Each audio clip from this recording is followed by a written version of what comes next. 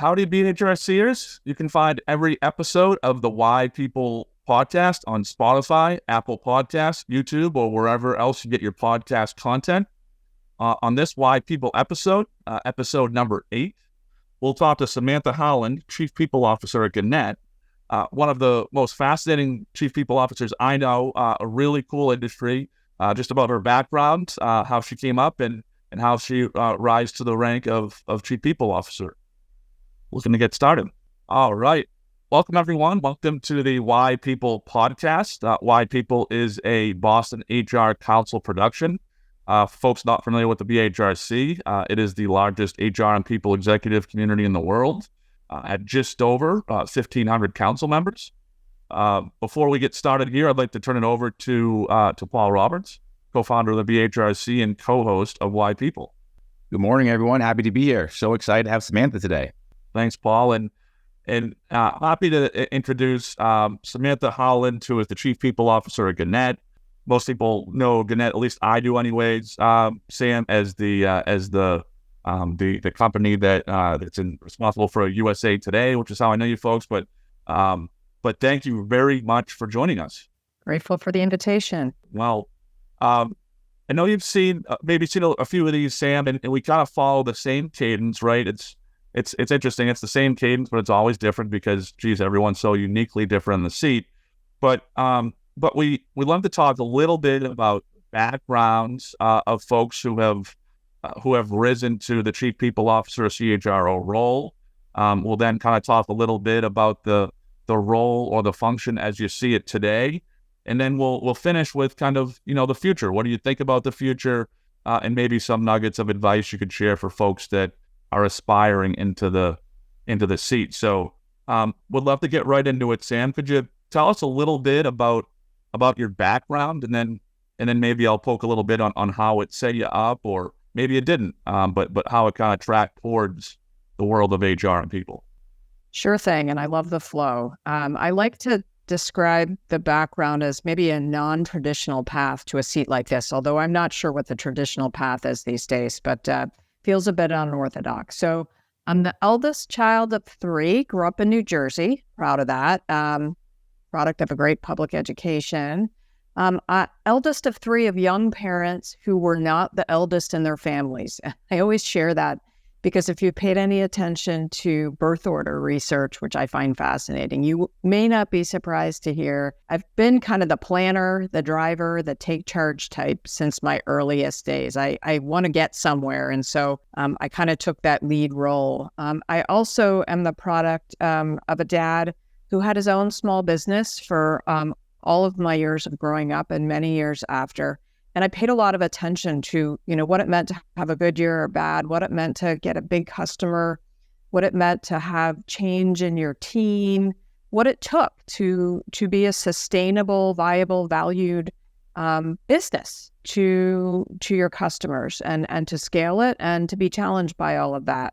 I went to Vassar College. I studied kind of a multidisciplinary approach. I had a history major, but I studied history, economics, and urban planning because I was fascinated by how places evolve, the whole people influence, the social economic influence about how places evolve and become vibrant and attractive and good places to live, and what happens, if you don't pay attention to all that and things go in the wrong way. That's a lot of background to say. I think a lot of that applies to how I got into HR and specifically organizational development, leadership development, all the things it takes to build and sustain a viable organization that has to change and adapt to external conditions, to what customers want. And you need to do that with a balanced and constantly evolving review of how do you bring people together and help build a vibrant community and culture and place that people feel welcome and valued and can grow and contribute. And things, evolve in a positive way that people want to spend time with you. Customers want to spend time with you, and investors want to spend time with you. And all of that can continue to evolve in the face of our world evolving. So weird segue, but I think it's all kind of formative, not on purpose, but I love the organizational system view and putting it all in balance and enabling it for long-term success. That's really, really cool. So we've known each other for a little bit now. I didn't know a lot of that. I think it's really cool. And I'll ask a few questions based on what you shared. And so Paul has 4 young kids. I have 3. I didn't realize there was so much of a true science behind birth order. Right? And I've heard a lot of the, I guess, the cliches, right, about only children or middle children and all the fun stuff. But I guess any parallels to be drawn from the science of birth order and employee, from a entrance into the organization? I don't know. I don't want to oversell it. I'm not an expert on the science of it, but I've certainly studied and read about it. And I often ask in an interview, tell me, do you have siblings? And, your growing up question. I think it's sometimes you get the story behind what drives people. For me, it was really about being comfortable being out front, figuring out what everybody wanted, and then making some decisions and moving. I don't like, waiting around for everyone to chit-chat about, what's the right path or what movie do we want to see? All of those things, if I wanted to go have fun or go somewhere, I was okay with, all right, well, here's what everybody said, let's do this. So I guess for me, it was a very early comfort and take it all in, make decisions and move forward. And I've been leading in that way, again, collaboratively listening. I want people to follow, but that was the natural role from my earliest days. And something you shared, Sam, that I thought was really cool. And it's, this is our 8th episode, and it's more common, I guess, than I would have suspected. But you grew up with at least one of your parents as a business person. And so the question we always ask is, at what point, and I know HR and people, the function's been called different things, over the course of time, but at what point did you actually know that there was an HR department or a personnel department, right? Like at what point did you actually formulate that existed? It was probably, I formulated when I was in business. I didn't know, I never studied HR, to be fully, transparent. I don't consider myself an expert in all of the disciplines of HR. I didn't get an HR undergrad degree, although I did get my master's in organizational dynamics, and I could talk about that. I like to say my education caught up with my experience, and I did that mid-career at night at Penn. So I wouldn't say that was what opened my eyes. I was, from the earliest days, I worked with founders, the partner to people who had vision and purpose and a product, and they were trying to get it out there, and they were trying to get people to help them do that. And that required bringing in the right people that had the right skills, that could take the concept, the product, the idea, the service, and build it so it had value and get it to market and scale it and deliver it and improve it. That was what I learned, a recruiting function and a training function and how do we pay people and how do we reward them and how do we make sure they know how we want to operate together as a team. I learned by doing that partnership translation work and saying, I hear where you're going. I hear that incredible fire and passion of building what you believe in. It's only going to go so far if you do it by yourself. You need a system of people around you, the right people with the right message at the right time. And this is what goes back to my dad as a small business. When you can't translate that as the founder, you don't go anywhere. So I learned that was a function. I hired or worked with or partnered with really smart people on comp and benefits and HR operations and how do you get people onboarded and compliant.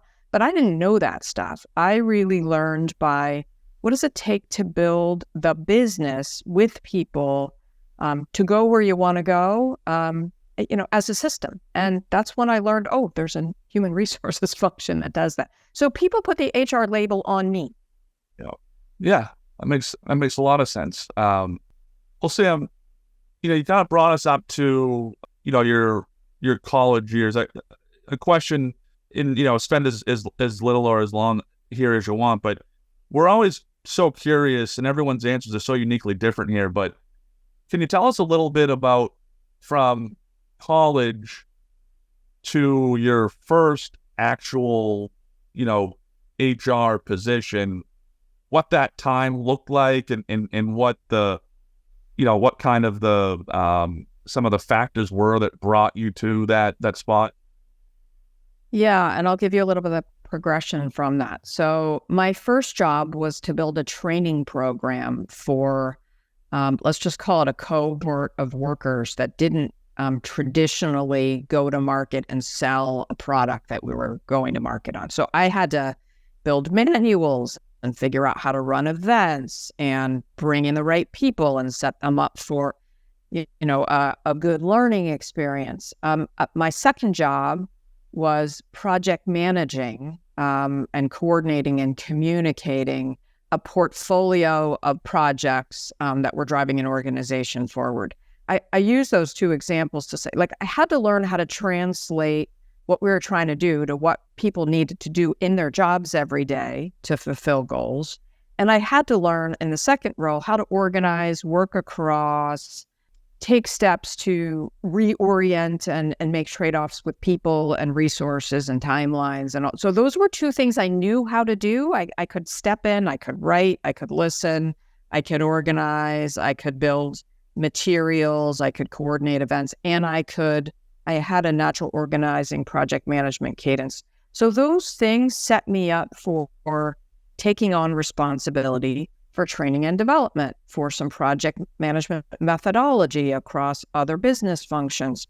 That led me to get put in an HR position because that's what we were doing in our these were small and medium-sized companies.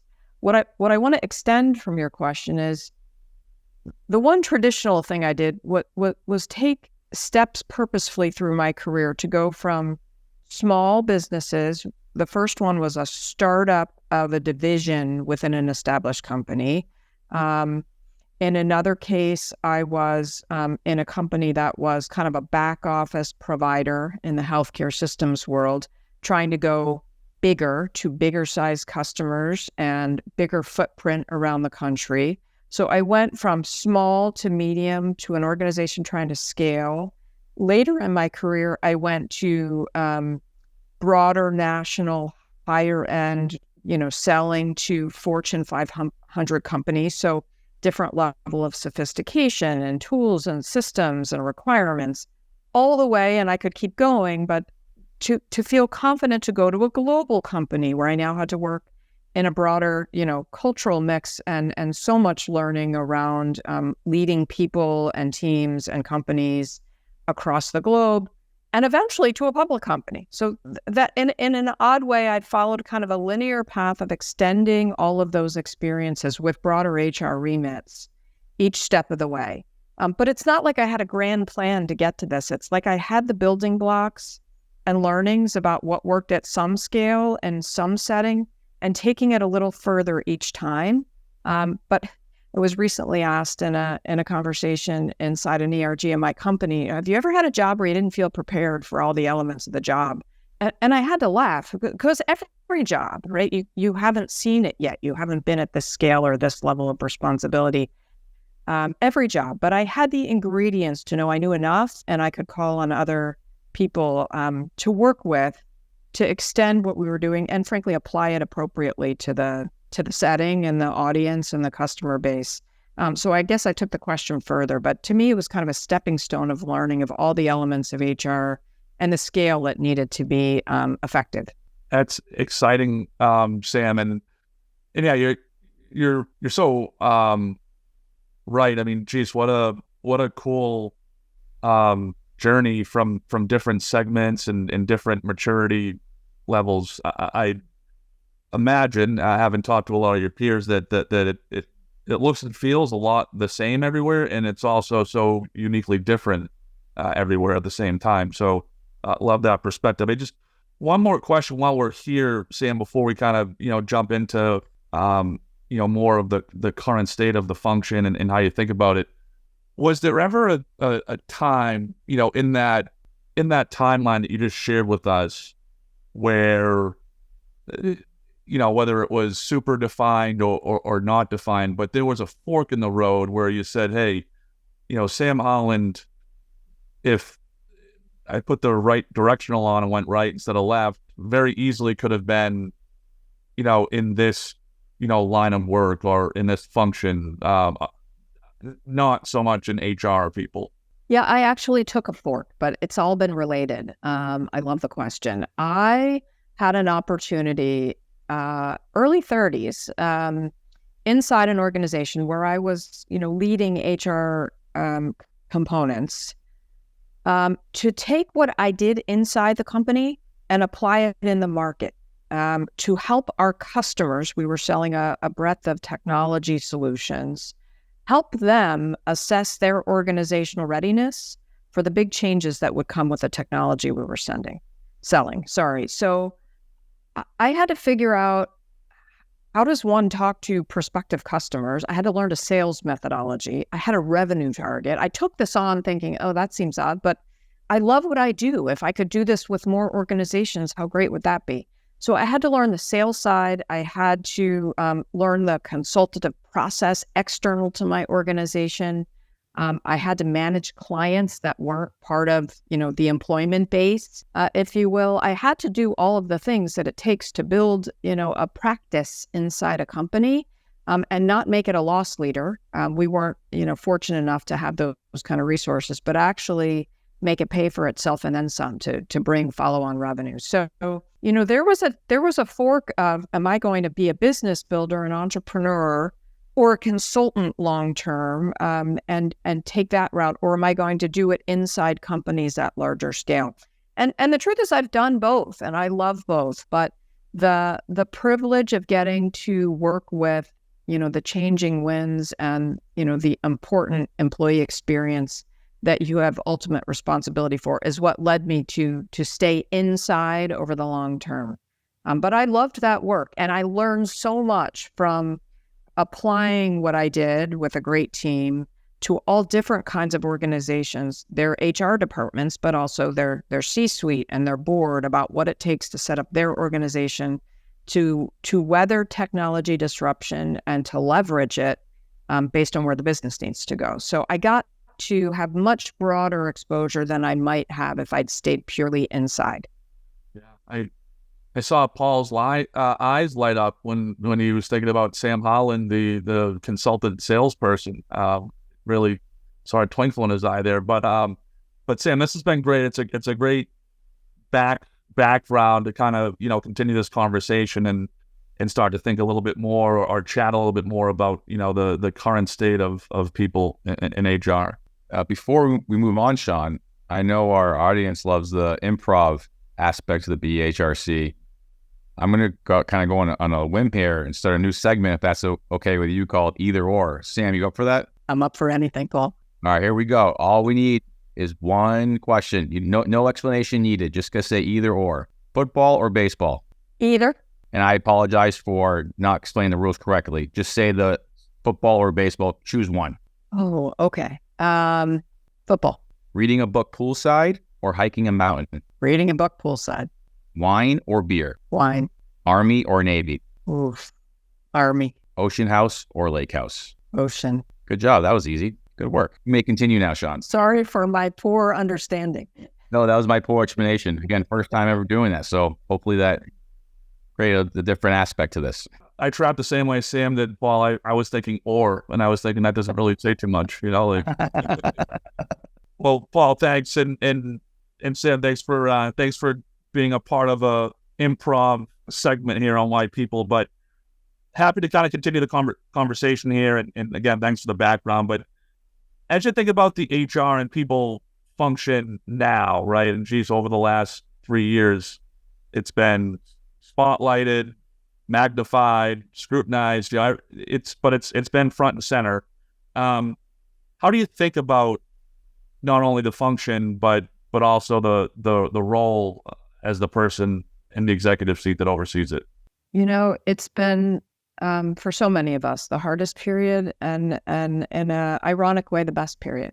We are have always been core to organizational performance, to employee experience, to that balance of working on what's next and pushing and expecting, setting standards and enabling great outcomes, which doesn't come easy when people have to work together towards a common goal, and being empathetic,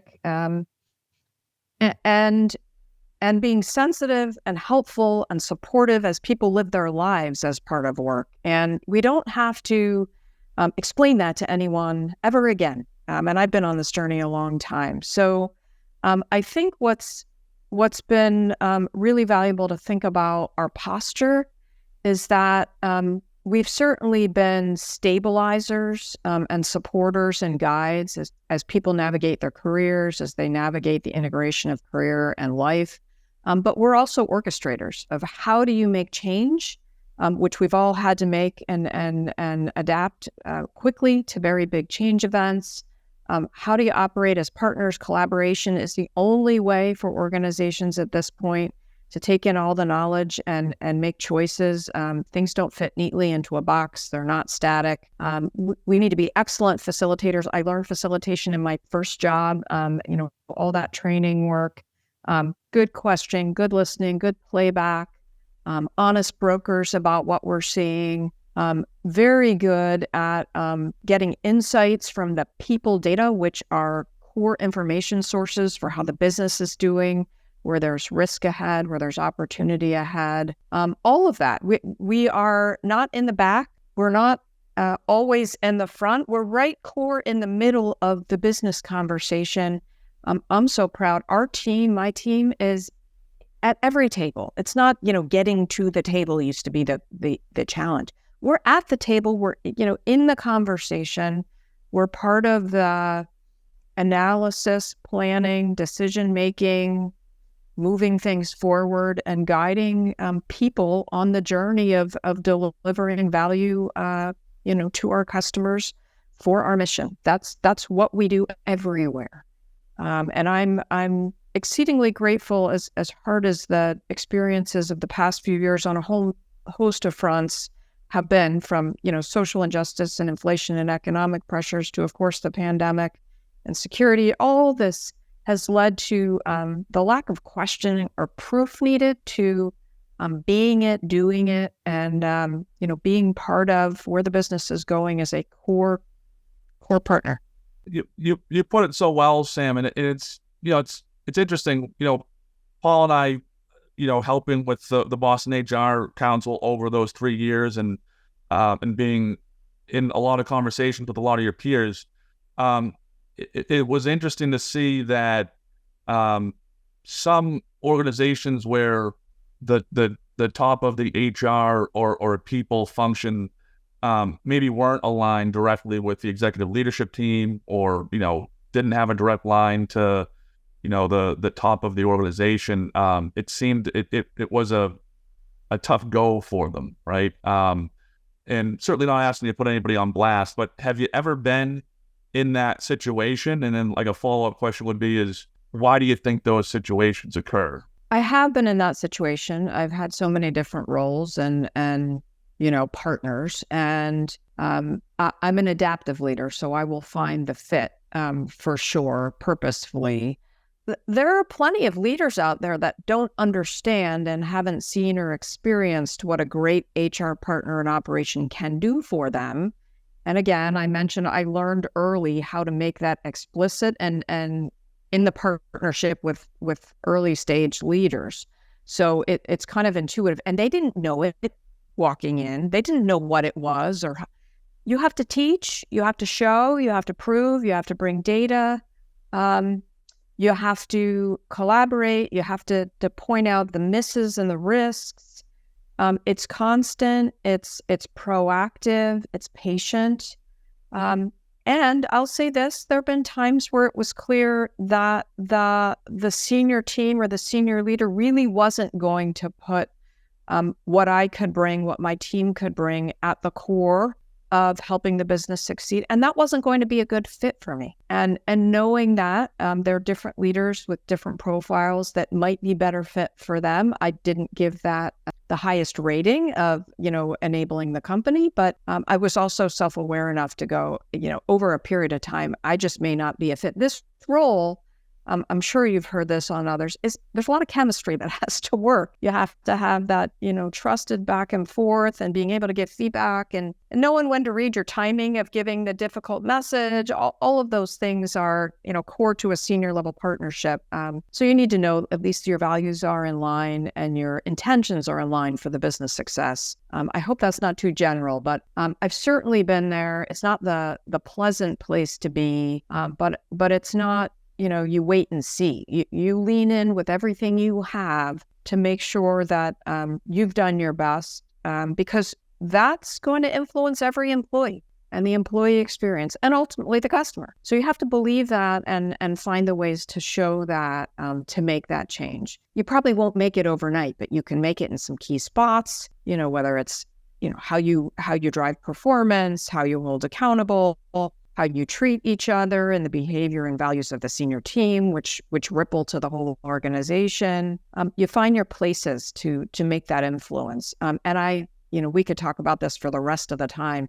The data matters, right? The insight about what employees think, about who's coming and going, about how well they're performing, about promotions from all of those things matter to the business performance. That's what I immediately wrote down when you first started digging in, Sam, was the word data, right? And what you said, perhaps in every organization is different, obviously, but perhaps it's not a strategic move that the HR and people function isn't, where it needs to be, that just based on, past experiences, it's thought of one way and then maybe, a person or people haven't really been enlightened to what a powerful, team could actually do to drive the business. So sure, there's one thing that most folks get, it's data relative to business. So I like that you shared that. So just one last question here, Sam, kind of relative to the current state or the, how you're thinking about HR, currently. It seems, and everyone we chat with kind of, props to it, the spectrum, for lack of a better word, of HR and people, like that has gotten wider and wider and wider as far as like what that function or what that team actually does, right? And whether it's whether it's the right approach or the wrong approach, whether it's in that realm or for the right reason or not, things like DEI, learning and development. A lot of folks we talk to say, hey, I lead the corporate real estate, strategy now. Facilities, right? Security, yeah. And that keeps getting wider, Sam. And then, of course, with legislation, compensation isn't as straightforward as it used to be. So a question is, with that kind of widening, that go down faster than you can read. How do you stay equipped to still be able to drive strategy in a spectrum that keeps getting wider like that? That's a really hard and a really easy question. You hire really good people in each of those areas, and you build a strong team because they're not as discrete as they sound. They're interdependent. But I have a world-class analytics, tech, operations team. We have a labor team with superior employment attorneys and labor experts. We have, the best strategic HR. You've got to organize whatever your remit is and bring in experts and then, find the ways and the tools and the platforms to optimize them across. I come from scarce resource environments, and yes, the remit gets bigger. It's not like your budget gets that much bigger. So how do you organize with the right expertise and a ton of interlocked knowledge sharing? We do office hours every Friday inside our department. And each department has stuff they're sharing about latest compliance regulatory changes and what we're doing about them, or how to maximize the comp module that just got updated, or, a new investigation approach or a learning program. We're doing that for each other. very proactively, because there's just, an endless list of to-dos and tasks and responsibilities. We have to work as a team. And frankly, we have to work as a team with managers. I'll throw this in. The secret sauce, if you will, and the hardest thing is to embed all the things we're trying to do in the HR function into the hands of managers who make that experience real every day for employees or not. Do they know where to go for support? Do they know how to lead? Do they have, the feedback mechanism? If you're not partnering across, which is where we get our scalability and our effectiveness or not, right? Our reputation, ultimately ends with, do the things we do get delivered or not?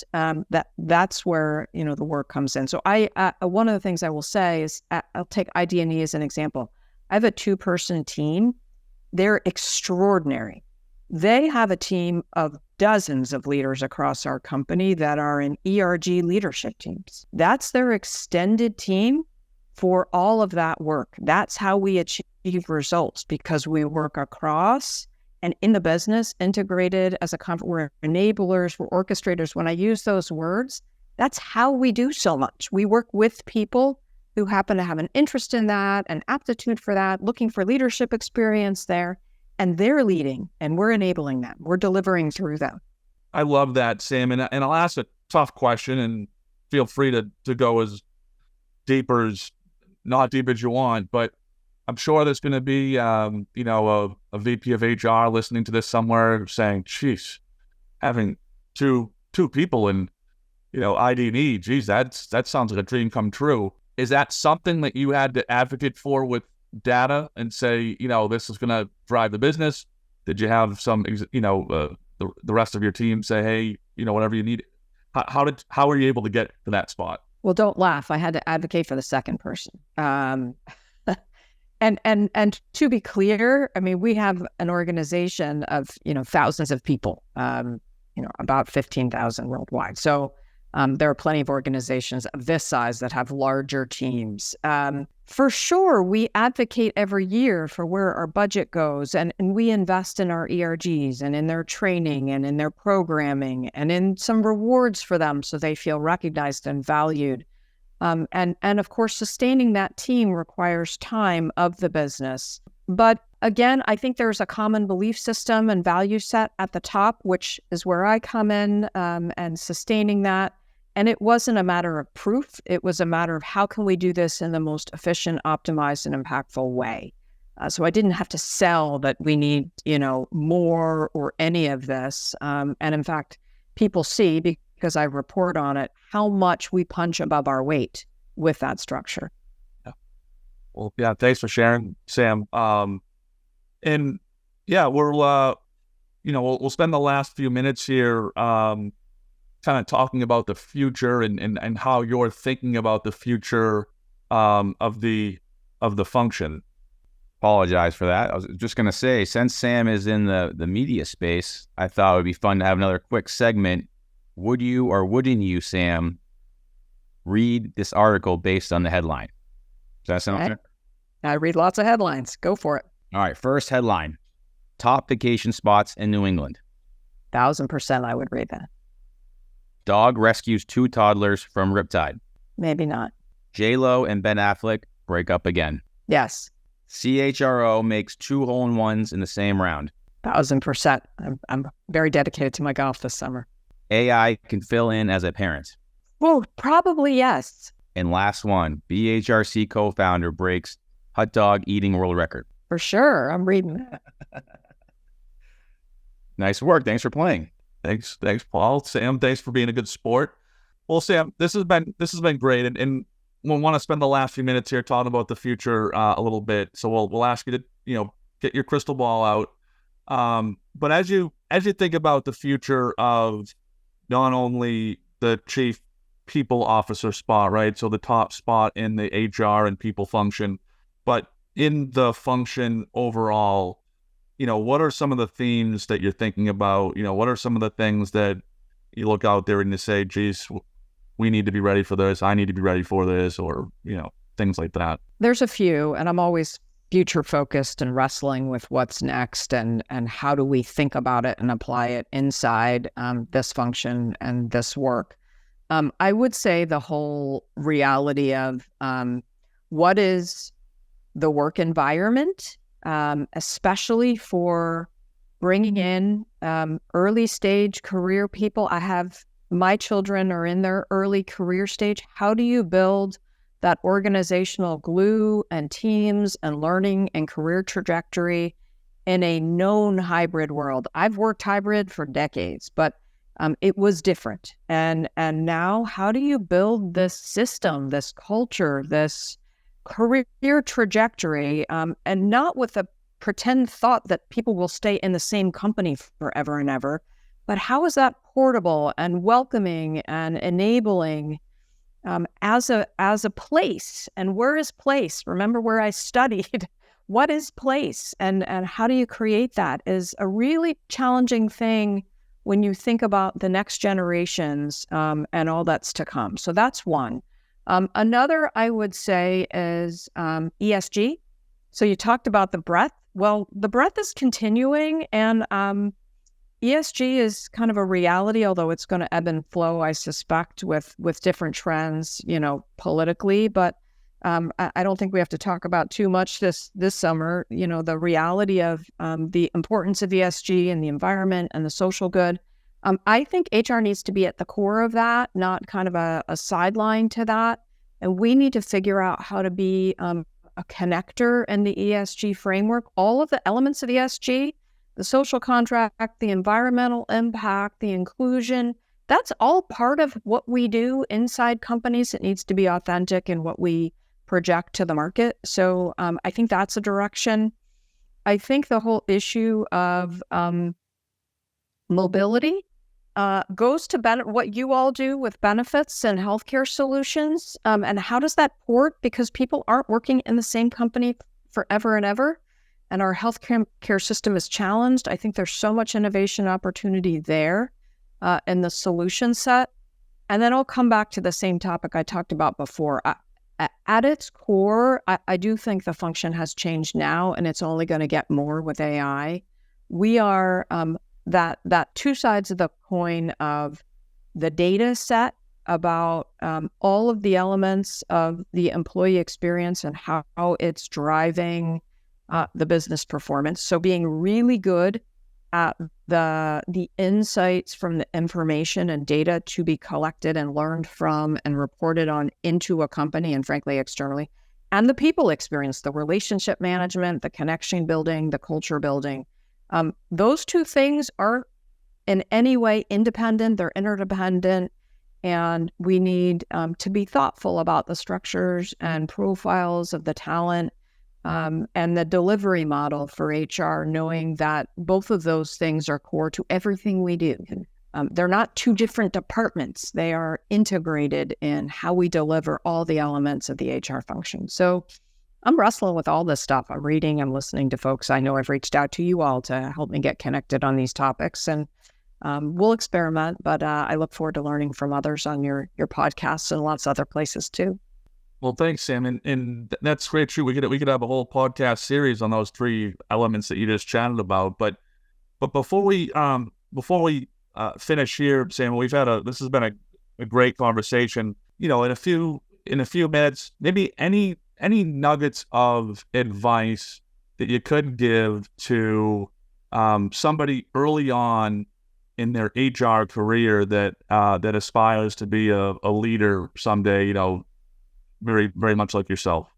I'll start with the traditional part, but it's so core. In the people function, learn about people. Remember, everyone has a story and a background and a unique set of drivers. And the human psychology, the sociology of organizations, learn about that and learn how to read that and take it into whatever function you provide. On the flip side of that, get very comfortable with analytics and spreadsheets and reading P&Ls and income statements. It's a business function. You need to learn the business. Think about it as a customer service role as well. Be accessible, be customer oriented. When you get questions from friends, from peers in internships and early jobs, The answer's never no. It's let me find out, or how do I get to yes? Be proactive. You're not going to know all the answers, but figure out who you need to know and go find answers and learn from other people. Don't wait. It's a proactive function. It's not a passive function. And I would say this, two more things. One is learn situational leadership. You're going to need to play different roles in different situations, and that's not manipulative. It's a skill, and it's an asset if you can adapt to all different kinds of people you want to learn from and work with a great diversity of backgrounds. And ultimately, this is such a privileged role to get to impact organizations and people's lives and careers every day. It's very rewarding.